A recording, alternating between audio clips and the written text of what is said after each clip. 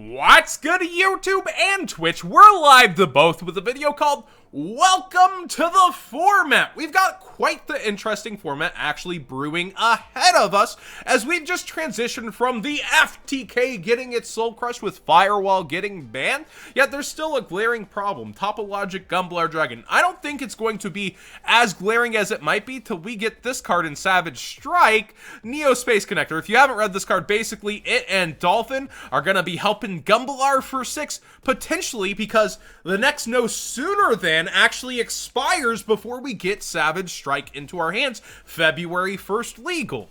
It's a very interesting situation on the horizon. So let's look at the current format, and what we have are actually a slew of control decks and a slew of building a board, break my board decks. Among them, the glaring problem, besides Topologic Gumblar Dragon ripping out hands, backed by 3 Call by the Grave so that any graveyard effects can just get stuffed along with the hand traps. We've got Rongo Bongo Turbo, thanks to this dastardly duo, and I think we're still going to see it summoned a ton by the Dark Warrior decks. Armageddon Knight to 1, Malicious to 2 just might not have been enough, and realistically what we're seeing in early playtesting for the format is Rongo Bongo, number 86 Heroic Champion, is still getting 6 materials behind him thanks to Bamboozling Gossip Shadow and being made consistently. Apparently there's a 2-card combo in 6 Samurai that achieves this too, so any of these wacky, crazy 2-card combos got a lot stronger with Call by the Grave able to stuff, you know, the only hand trap your opponent might have drawn. Like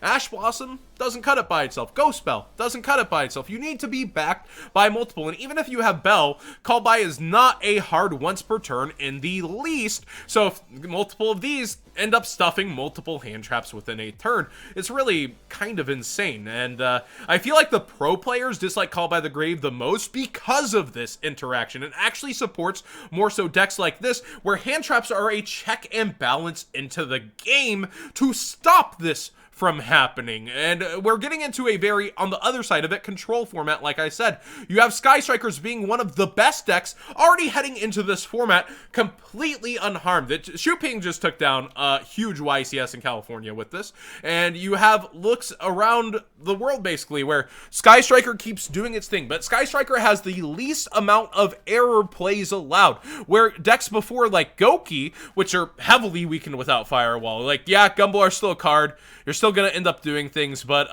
definitely Goki was weakened. Sky Striker has nothing weakened, nothing taken from it, and it's still the control deck. But like Goki's resource game, you can mess up several times before with that. With Sky Strikers, one mess up easily costs you the entire match against things that have ridiculous recurrence, ridiculous abilities to just keep going through your deck. It gets highly punished by things like the Danger Dark Warrior deck that is still at large. So it's still an amazing deck, and it's going to be used in the more skilled pilot's hands to be able to get those massive resources and playback. You have to be so careful when you're activating Widow Anchor and deciding that time to fill your main monster zone and shut off your other responses. But yeah, it's super expensive now too, so a lot of people did grab it, and we will see it en masse. Another control deck that's a little more budget but at the same time very expensive is Altergeist. You gotta afford those infinite impermanences, evenly matched, etc. Hey, impermanence, one of the only hand traps that gets called by. Altergeist Multi-Faker is an insane card, and the combination that it works with the already overpowered traps in the format really helps it out, and it's still going to just bubble into the top cut. I don't think we'll see dominance from Altergeist. It's going to take its 2 to 3 slots. It's just not going to take much more than that. And you also have Thunder Dragons, which are pretty good against Sky Strikers, and that might be why we see them still in the top cut. They've really dwindled, and I don't think the other hits the deck will cause a surgence in this deck despite it being good against Sky Striker. I think we won't see more than 6 of these top at an event at one time again. I don't think it'll ever take up a fourth of that pie chart like Goki and Dark Warrior and Sky Striker were, and still will for the most part with Dark Danger Warrior and Sky Striker. I think Thunder Dragon and the control decks like Altergeist fail compared to control deck that is this. And we kind of look around, right? And we see the problems are the ridiculous cards offered to other decks, such as Isolde and Summon Sorceress you all are about to get this in Europe. We're about to witness a new format in a YCS in Europe where they get to play with summon sorcerers for the first time. So expect some sloppy play. Expect some, I forgot I had access to this card. But definitely, I think a lot of insanity is about to ensue over there.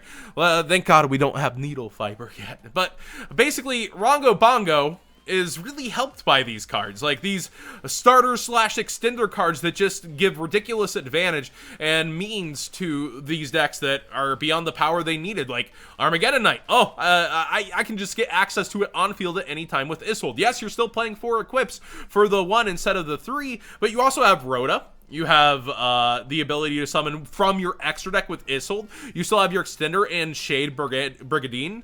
You have so many ways to get 2 warriors out to the field that it's insane.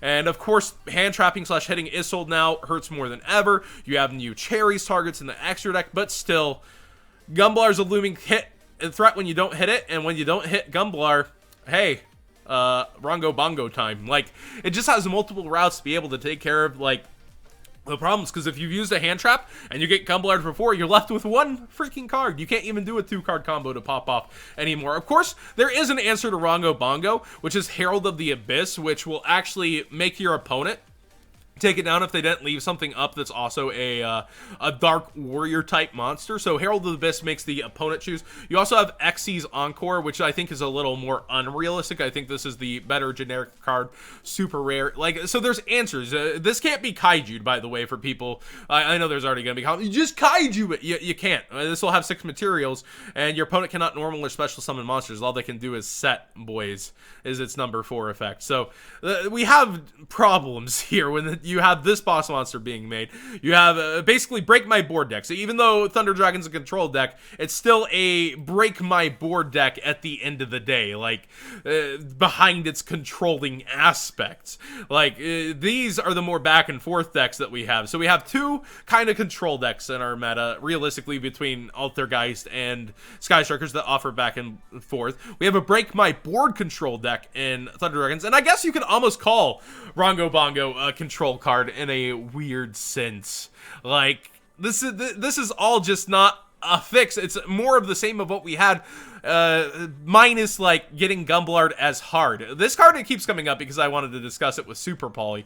If we get a Link Break My Board deck, we have searchable Super Poly under Predaplants, should that not get negated, or if you hard draw the Super Poly, and we have this, but it's just not a good enough answer with a hard one of Super Poly. So like, even with it being searchable, it's kind of unrealistic, and I feel like we could see it as an option for breaking U-Links in the future, but right now the whole hand's getting ripped in the first place, so slurping up all their Link monsters is a little bit hard. So, looking to the future, looking towards Savage Strike, the Warrior decks are only going to get way stronger if we don't see something soon. And I feel like we're going to go overtime with our no sooner than, as we kind of have in the past. They're going to kind of look at what's happening, even though it's a lot of the same, and maybe not do something quick. Or they're going to be like, all right, Gumblar, your time has come. We can't have Aqua Dolphin ripping 2 from hand, and you ripping 4 along with Connector. Or we might get one of that brokenness. Who knows? The answer kind of to Gumblar, like I said a bit ago, is you have decks that get discards effects. Burning Abyss, Dangers. They're both really, really good when it comes down to Gumblar. So there's an actual kind of format that can develop between hand discarding and then you getting to discard cards that actually do things to your opponent. But again, Cerberus is something that actually protects Gumblar from things like Bigfoot. So you still have an inherent problem in strengthened U-Links and strengthened links in general, thanks to Cerberus, Nightmare Phoenix, etc. So my thing is, we need a huge change once January hits. We're going to see a lot of what we had, but with a lot of problems fixed thanks to Firewall being gone.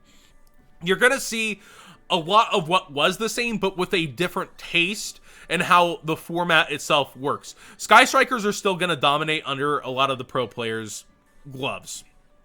We have Altergeist, they're still going to peak into Top Cut. Same with Thunder Dragons, peak into Top Cut. And one of the strongest deck is going to be, hey, here's my problem, deal with it, rather than back and forth Yu-Gi-Oh! That basically everything else I showed. These two are trying to promote no back and forth Yu-Gi-Oh. I'm trying to take you down instantly turn 1 versus a lot of back and forth. So I think it is healthier, but there's still problems in the room, elephants in the room that need to be addressed between these two. And then I do think the control decks, unfortunately, need to be hit in some way, shape, or form for how long they've been around. I feel like there's a balance, but it's too strong at the end of the day. And of course, there's Trick Stars running around too, right? Like, how do I not mention Trick Stars running around after they just won a YCS? Let me just pull up some Trick Stars. How can I forget? Ultimate Like Horse is just coming out. You still have a deck that has its full consistency,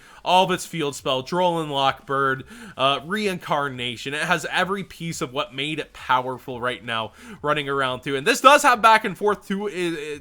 To not take it for granted, but at the same time, there's even a loop in this deck where, you know, the Droll Reincarnation, where you don't get to play, period. So there's just a lot of current problems in the game, yet we are in a brave new world. Are you guys excited for this format coming up? Are you guys fans of it? Like, despite there being a discard kind of deck that takes away your hand, there are cards that do things when discarded, so you can play back turn 1 at least, versus the past where things just got discarded and everything was bad. You have back and forth decks that are realistically pretty cool, but they've just been out for a long time and we played with them for a long time. And then you have, I think, the biggest problem in the room, Rongo Bongo. But do you guys think Rongo Bongo is a problem like I do?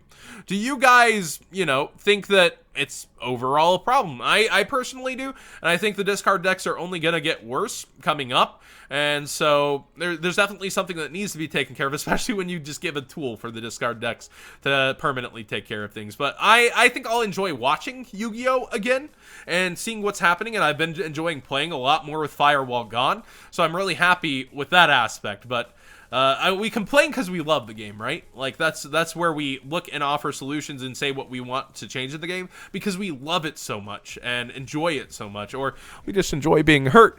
But I seriously do love this game a lot, and those are my issues with the upcoming format / also thoughts on it. Like, there will be parts of it I enjoy. I still enjoy playing Thunder Dragons, but it's not like a deck that clicks like me with like past decks like Shittles, if that makes sense to anybody. Thanks for watching, everybody. Subscribe if you haven't already. Do hit that like button if you enjoyed the discussion, and we'll see you again soon.